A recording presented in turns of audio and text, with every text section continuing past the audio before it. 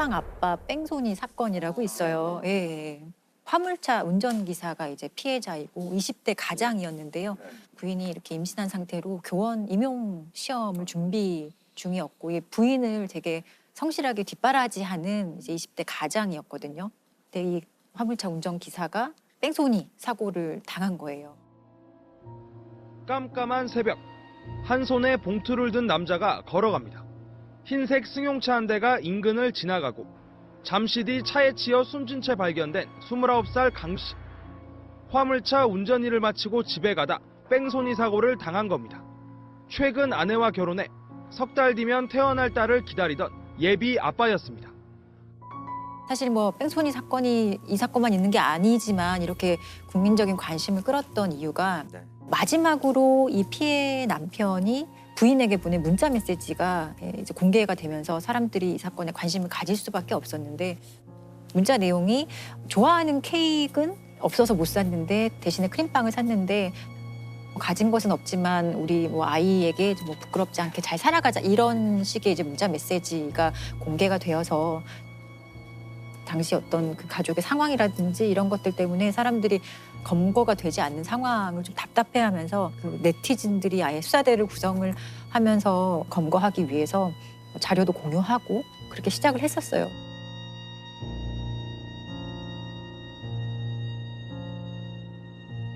사실 뺑소니 사건은 초기에 해결 못하면 조금 장기화되는 경향이 있는데 이 사건도 나중에 좀 확인을 해보니 경찰이 뭐 4명이 사실 처음에 수사를 맡았었지만 실제로는 1명의 경찰이 사건을 담당하고 있었고 초기에 뭐 특정 차를 가해자의 차량이라고 특정까지 했어요. 그리고 언론에 공개까지 했었는데 결국에 엉뚱한 차량을 또 가해 차량으로 지목을 해서 잘못된 특정을 했던 것도 있거든요.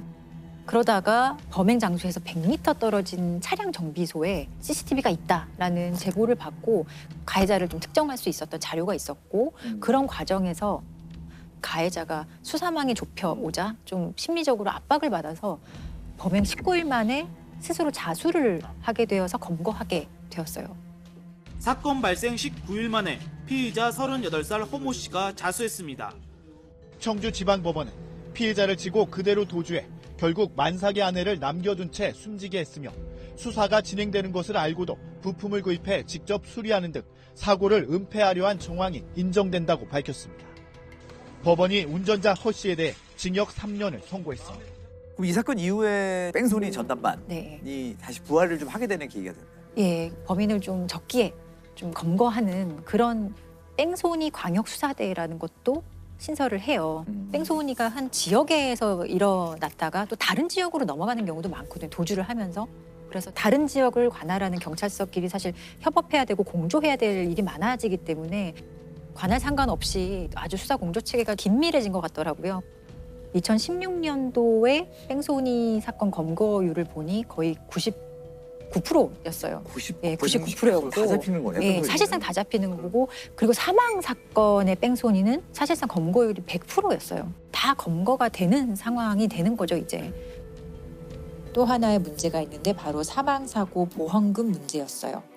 재작년에 있었던 사건인데 을왕리에서 치킨 배달을 하는 이제 50대 가장이 만취한 차량에 찌어서 사망하게 한 사건이 있어요. 인천 을왕리 해수욕장. 배달 일을 하던 50대 치킨집 사장이 승용차에 치여 숨졌습니다.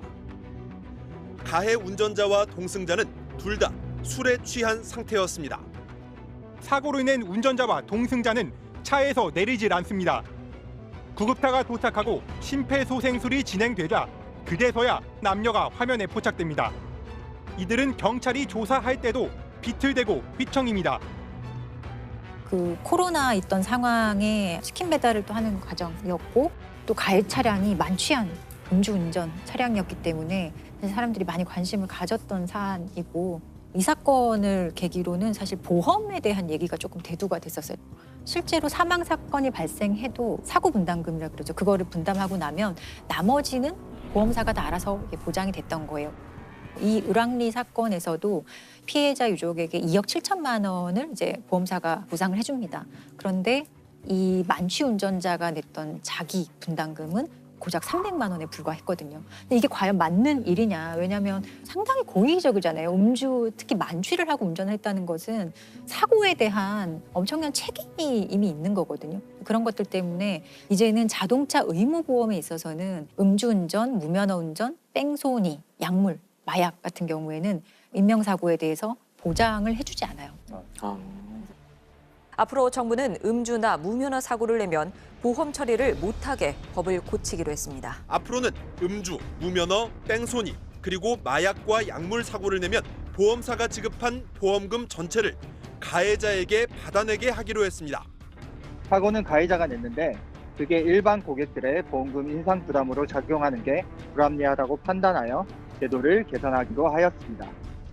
뺑소니라는 게 실수로 일단은 사람을 치어요. 그 이후에 잘못된 판단을 해서 도주를 하는 방법을 택하는 거라서 사실상 치밀하게 증거를 인멸하거나 완전히 숨거나 그렇게 하기 상당히 어려운 범죄 중에 하나거든요.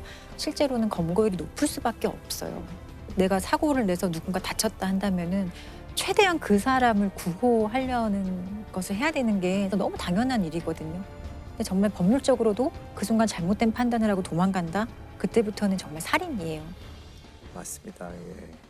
지금 뺑소니 말고 자동차로 일으킨 범죄 중에 굉장히 저한테 기억에 당시에 남았던 그런 사건이 있어요. 저 고등학교 1학년 때 일어난 사건이고요. 여의도 광장 차량 질주 사건. 다들 네. 예, 기억하실 겁니다. 예. 이 사건이 일어난 게 1991년 10월 19일인데 그때는 여의도 공원이 아니라 여의도 광장이었죠. 예. 근데 그 여의도 공원 되기 전에는 거의 정말 다 벌판이었죠. 아스팔트. 예. 지금 한강 둔치처럼 거기 이렇게 많이 갔던 거예요. 예. 맞아요. 그 자전거 타고 롤러스케이트 타는 분들이 되게 많았어요. 거기서. 이 사고가 일어난 게 토요일이에요. 토요일이고 사람 많이 모였죠. 아이들 자전거 타고 롤러스케이트 타고 하는데 녹색 하이드 한 대가 갑자기 질주를 해서 들어와요. 200m를 가면서 23명을 쳐요. 서울 여의도 광장에서 20살 김용재 씨가 훔친 승용차를 과속으로 몰아 광장에서 주말 오후를 보내던 학생 시민들 사이로 뛰어들었습니다. 김 씨는 KBS 본관 앞길에서 여의도 광장 쪽으로 차를 과속으로 몰아 닥치는 대로 사람을 치어서 12살 지군과 6살 윤군이 그 자리에서 숨졌습니다. 또 학생과 시민 21명이 한꺼번에 중상을 입었습니다. 오늘 사고로 피해를 입은 사람들은 대부분 어린이들로 주말을 맞아 가족이나 친구들과 함께 여의도 광장에 놀러 나왔다가 이 같은 변을 당했습니다. 이 차가 들어오자마자 초등학교 5학년생 자전거 타던 아이를 치워요. 아이는 현장에서 바로 사망합니다. 조금 있다가 6살짜리 아이를 또 칩니다. 이 아이도 바로 사망합니다. 그때 방송 뉴스를 보니까 그 라이드 속도가 시속 100km였다고 해요. 사람들이 알았죠. 아, 저게 사람을 치러 오는 차구나. 막 도망을 가죠. 살인 질주네요. 살인 질주죠. 네. 현장은 아수라장이 됐죠. 뭐 피투성이에 뭐 부서진 자전거 파편, 뭐 옷가지, 뭐 신발 막 이런 거 널려 있었습니다.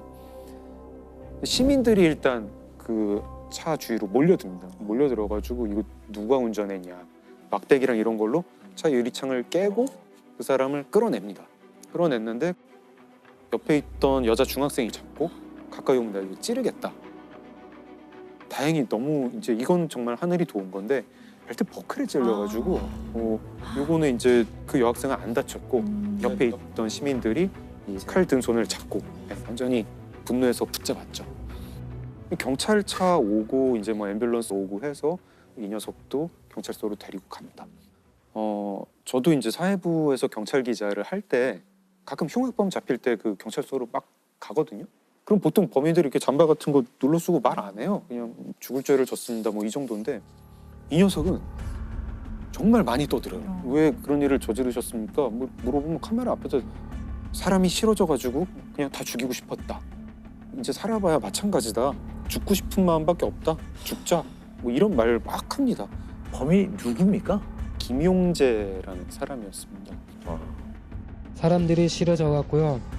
한마디로 그냥 다 죽여버리고 싶어 갖고 뭐 다른 뜻은 없습니다.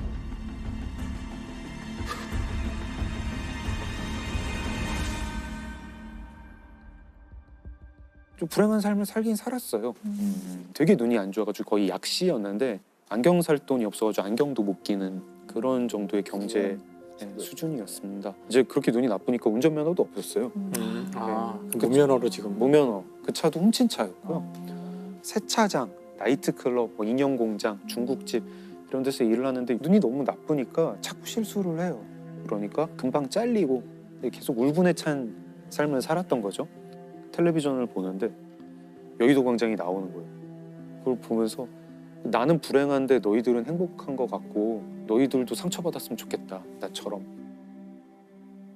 그래서 그렇게 살인 질주를 해요. 카메라 앞에다 대고 나는 어차피 이 세상 이제 살아봐야 마찬가지다. 죽고 싶은 마음밖에 없다. 뭐 유전무죄, 무전유죄. 그 당시에 한창 유행했던 그런 말 쓰고 뭐 유전무죄, 무전유죄라는 말이 이런 놈이 쓸 말은 아니죠. 김용재 같은 사람이 쓸 말은 아니고 자기가 치워 죽인 어린이들은 뭐 무슨 죄가 있었나 이런 생각을 하게 되는데 김용재는 사형 판결을 받았고요. 그리고 사형이 집행이 됩니다. 이 사람은 30살이 되기 전에 사형으로 삶을 마감했습니다. 우리가 이제 그런 것들을 사회의 문제라고 이제 가끔 표현을 하잖아요. 김용재 같은 경우는 자신의 부모나 자기에게 뭔가를 저지른 사람들한테는 조금의 책임이 있을지도 모르죠. 하지만 이렇게 뭉뚱그려서 이런 사회란 것이 나 아닌 모든 인간으로 구성되어 있기 때문에 내가 이 인간 중에 누구라도 해를 입히는 게 복수를 하는 거다는 것도 아주 이상한 개념이에요. 존재하지 않는 거를 설정하고 거기에 복수를 하려고 하는 이상한 생각이죠, 사실은. 이런 어떤 사회적인 분노를 좌절로 이어지기 전에 단계가 뭐냐면 무력감이에요. 내가 이 상황을 극복할 수 없다라고 하는 무력감에 너무 심하게 빠져가지고 결국은 분노로 치환되는 이런 과정을 겪고 있거든요. 전형적인 묻지마 범죄 유형이거든요. 그렇죠.